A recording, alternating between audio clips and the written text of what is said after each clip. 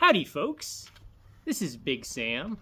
Welcome back to another exciting episode here on the Mosin Museum. I hope you guys are having a fantastic day so far. And I think it's about to get a little bit better, because today we're starting our series into early Mosin Nagant features. And I thought there'd be no better place to start than something that we don't typically see very often, which is this little finger rest right here at the bottom. Now, this finger rest needs a little bit of a backstory, because we kind of want to understand first where this came from and why it's here. Now, as we know, the direct predecessor to this rifle, the M91 Mosin, was none other than the Berdan II rifle. It was a single-shot bolt-action black powder rifle. And the astute viewer will note that that rifle never had a finger rest like this Mosin does. And so you might wonder, well, where did that come from? If on the surface, it kind of seems like this finger rest came out of left field. Well, it didn't. It's just something that's been around for a while, that's kind of went away for a bit and then reared its head again. So what I wanted to do today was bring out the granddad of the Mosin, which is not the Berdan II. It is this, the Model 1869 Russian Krnka. Now, technically, this isn't even a Russian design. It's actually a Czech design. The gunsmith that designed this was Czech by the name of Sylvester Krnka. And we've done a whole series of videos on that amazing, quirky, and interesting story. If you haven't seen those yet, go back and search Mosin Museum Krnka, and you'll find a couple of really fascinating videos. But I wanted to bring this out today because it's a really cool example. We haven't actually got to look at this particular gun on the museum here yet. And it's a great example of a Krnka produced in, well, when was this thing produced? It's on the lock plate here. 1859. Now, technically, this Krnka wasn't actually made in 1859. This was actually a musket originally produced in 1859, and then it was retrofitted. Some of these were actually produced from the ground up as Krnkas. Some of them were converted muzzle-loading rifles like this one. But you can see here he retains the original finger rest. Now, this finger rest wasn't part of Krnka's actual design, or, well, I mean, I'd have to go back and look at his schematics if he ever used this, but I guess what I'm trying to get to here is that before the Krnka was even around, this finger rest was around. And it's not like the Russians were the only ones using this. Other people had finger rest as well. But this finger rest was used well even before the 1850s, I believe. So this thing had been around for a while. And then when the Krnka was adopted, they retained the finger rest. So yes, converted rifles that previously were muzzle loaders that already had the finger rest, they retained it. But also, newly produced Krnka rifles up until 1870, in the early 1870s, when they were actually building new Krnkas, the new rifles would also have newly manufactured finger rests. So they wanted to stick with that design, at least briefly. Now, we all know the Berdan II came around, and before that rifle, the Berdan I was adopted, and we did another video on that, and if you're interested in seeing that, go search Mosin Museum Berdan I. You can also check it out on our website at mosinmuseum.com. The Berdan I was interesting because the Colt factory manufactured 30,000 of those rifles, and they also retained the finger rest. And then very quickly they changed from the Berdan I to the improved design, which was the Berdan II. Now, what's interesting about that, as I mentioned earlier, the Berdan II doesn't have the finger rest. And I haven't quite been able to come up with a great explanation of why that was yet. One possibility is it's just simplification. The finger rest actually is really nice because it sort of acts the same as it's trying to solve the same problem, I guess, that a semi-pistol grip style stock does. Something like your Finish M39. It allows you to pull the gun into your shoulder more to control it a little bit better. And it's kind of nice, but it's metal. It's more expensive to manufacture, I suppose, and it's not as simple. So it's very possible that they as they started out with scaling up the production on the Verdun 2, they said, you know what, we don't need that, because we're going to make millions of these things. We don't need to have to mess around with any of that. It's not worth our time. Now, I'm sure the soldiers probably weren't the ones saying that. It was the ones that were kind of at the top planning these things out, because it is actually a quite handy feature. Like I said, you can kind of pull it into your shoulder a little bit more. It gives you something to actually grab onto. I do like that it's there. And also, you could, if you had to, especially with the Krnka, if you run out of ammo, which is quite possible because there's not a lot of ammunition for these things laying around, you could use this as an improvised war club. So just throwing that out there as well. This would be really horrible to get hit over the noggin with this finger rest. That being said, it's actually quite interesting to note that it came back with the Mosin again. And then it went away almost immediately.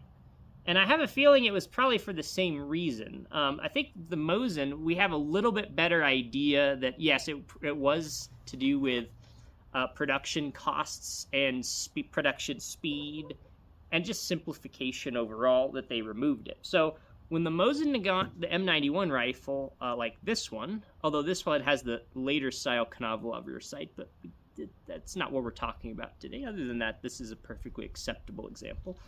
So just bear with me here. When this rifle was adopted in 1891, it came with the finger rest. And when they really actually started producing these rifles in 1892, they were making them with a finger rest. And then right around, I believe it was July or June, maybe it was, in 1893, they decided to just halt the production altogether of this finger rest, which is really interesting. And again, it's probably due to simplification, but what happened there is that it's now made the finger rest going on, let's see, so 1893, that'd be 131 years ago at the making of this video, that they stopped making these. So as you can imagine, these are pretty hard to find now. These are actually one of the most difficult Mosin Nagant parts to locate in the modern day. I've only ever seen a handful of these come up for sale before. So why is that? Well, there's a couple of reasons, right? So the elephant in the room is that, well, they didn't make very many of these, right? Because they basically made these for 1892, and they didn't make very many Mosins in 1892. And then they made some in 1893, but only until like the summer of 1893. So if you're trying to find one of these, good luck. Now, who made these? Well, the Ijev's factory made some, although honestly not many, because as they were just starting out, the Ijev's factory in 1893 had adopted their Dragoon. They were starting to make Dragoons, and the Dragoons in early 1893 didn't even have these. So you're not going to find many Ijev rifles that had one of these, or that still have one of these. The Tula factory, as well as the Châtellerault factory, and of course the Sestriets factory. They all made some, but again, a very, very small amount. Now, this particular one is interesting because this rifle is actually sort of an emergency wartime Finnish M91 rifle. And I could try to explain it more, but I think what I want to do is bring the camera over here so you can get a better look at this rifle. Both of these rifles, in fact, so you can see exactly what it is we're talking about, because we're going to look at more in detail at the finger rest and how it's similar and also different to, say, like something like the earlier Krnka finger rest. So let me bring you around, and we're going to take a closer look at these rascals. All right, so first I want to start off by taking a look at this rifle here. As you can see, he's already starting to sweat a little bit here in the sun. It's not even that hot. It's just, if you get him out in the sun, they kind of do that. And that's okay. If we look over here, you can actually see, it's kind of faint, but this is a German capture marking from World War I. This says Deutsches Reich on it. So that's a German property marking. There's also this really cool, well, you can see it right there. It's a crown over a W. It's kind of sideways. Probably another German marking. So the stock is actually much older than the gun. If we go take a look at this gun here, hopefully you can see this. This is a Tula produced in 1910. There we go, 1910. If you remember, I said they stopped making these in 1893. That's because this is a much older stock. You also notice this has an early magazine swivel. Probably not original to the gun or the stock. Again, this is sort of a hodgepodge of parts that Finland was just kind of putting together right in this, like, the peak of the stresses during the war. Probably the continuation war, but could also have been the Winter War. We don't quite know. If I bring him over here a little bit closer, though, what I'm going to actually do is I'm going to flip the rifle sort of on his side here. Because what I want to do is actually get a better look, because this is something we don't get to look at very often. So here's the finger rest. So the way this works is there's a cutout here, and let me get my focus right. There we go. In the bottom of the stock. So up here, but front by the trigger guard, it's square, and then here at the back, it's rounded. And it's secured by this one screw. This is the only thing that's really holding in this whole finger rest here. So it's a one piece of metal. And a lot of times what you'll see, especially on Finnish guns that used to have one of these, is there will actually be a piece of wood that they filled this in with. So not always, but a lot of times Finland would remove these pieces and then they would fill them in with wood. Another reason why it's really difficult to actually find one of these things intact. Again, this is one of the most difficult Mosin Nagant parts that you can really find. Now, if we compare this to our Krnka rifle over here, again, this is a very beautiful example of a Krnka rifle produced at the Tula factory. If I go underneath, we can see it's kind of the same thing. We've got a screw down here to fasten it. And I would say that you get a little bit more meat on the finger rest compared to the Mosin, but it's not too crazy. And who manufactured this particular finger rest? Well, this is cool. If we look at the stock, and you can hopefully see it all right here in the light. I'll turn it a little bit more.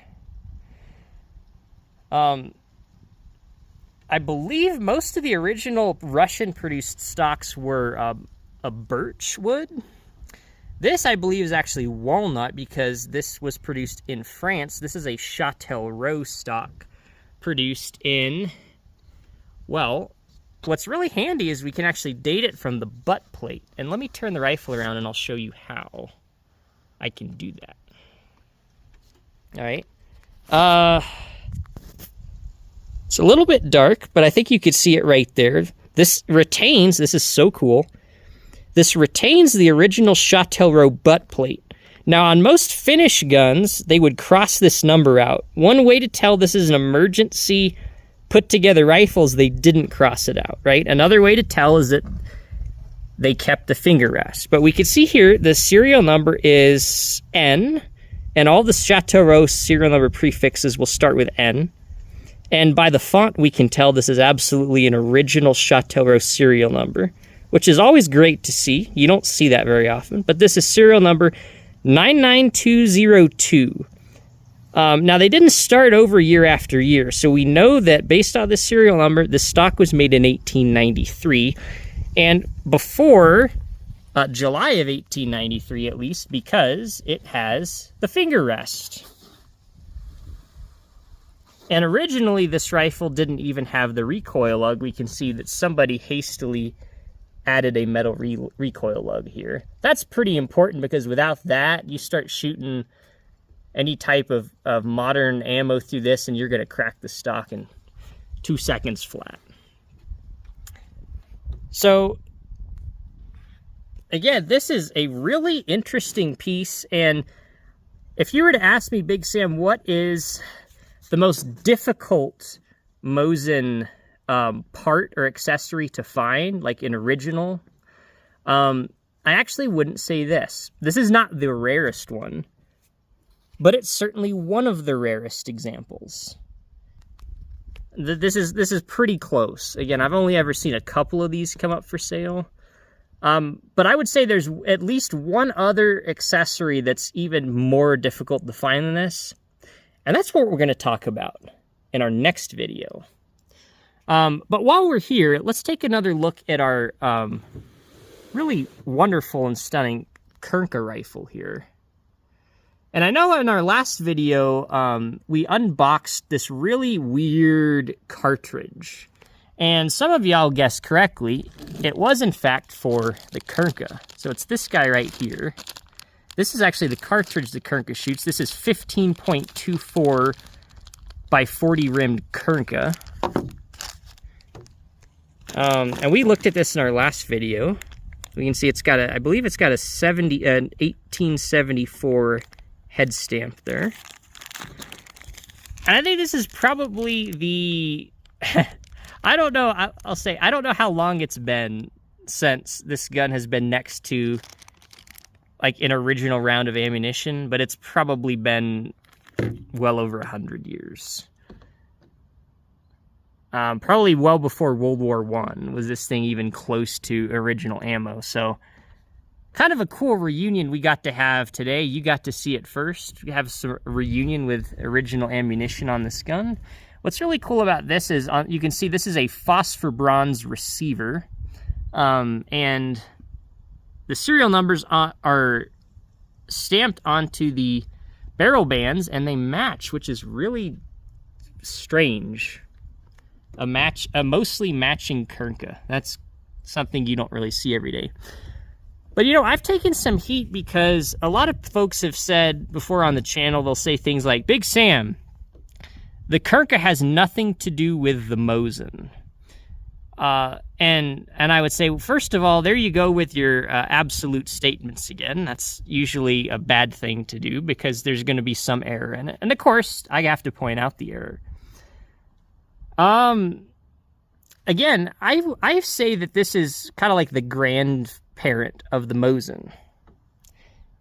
Now, consider yourself when you look in the mirror and then compare your looks to one of your grandparents.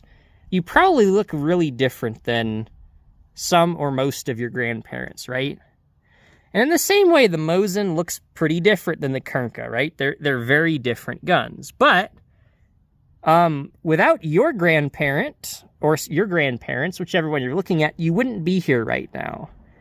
And you could definitely say that of the Krnka. Without the Krnka, we probably wouldn't have the Mosin, directly and indirectly. And a lot of it has to do with the logistics that the Russian Empire had to go through in order to tool up to produce these rifles, considering where they were at. I mean, they were just coming out of a lot of their population being indentured servants. A lot of them still couldn't read. Even up to World War I, they had a lot of illiteracy problems in Russia.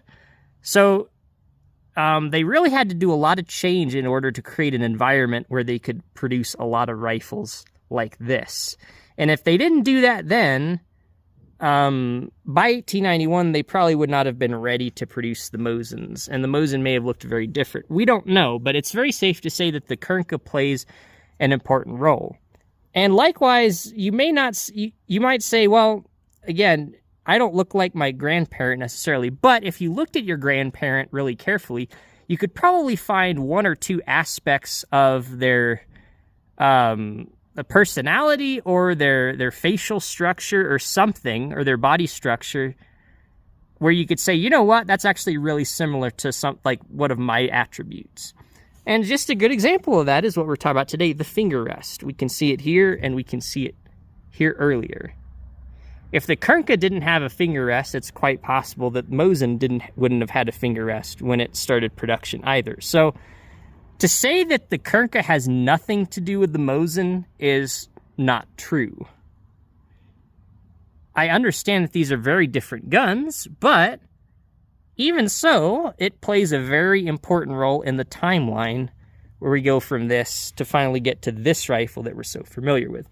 So I hope you guys enjoyed this video, taking a look at some really cool Mosins, or I guess Mosin and Krnka. Stay tuned. In our next episode, we're going to take another look at an early feature that's even rarer than this finger rest. So I hope I've got you on the edge of your seat for that one, so stay tuned. Thank you guys. Let me know if you got any prayer requests. And we'll see you next time.